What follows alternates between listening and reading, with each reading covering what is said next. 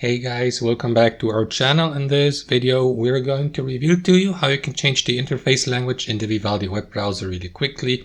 So drop a like and now let us get started. So guys, what you want to do is launch the Vivaldi web browser. And as you can see currently, English is the default language for me. So if you'd like to switch to your native language, simply follow my instructions. Here on your home screen of Vivaldi, click on that gear icon in the bottom left corner.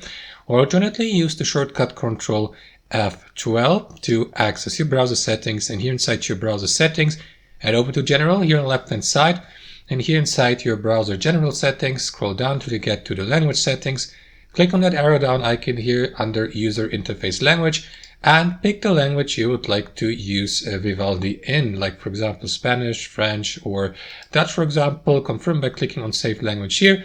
And after that, the given language will be applied. However, guys, bear in mind that you will need to restart Vivaldi first so that these changes may be saved permanently. And that's basically it. That's how we do it, guys. I hope you enjoyed this video, got some value from it, and we'll see you next time on our channel.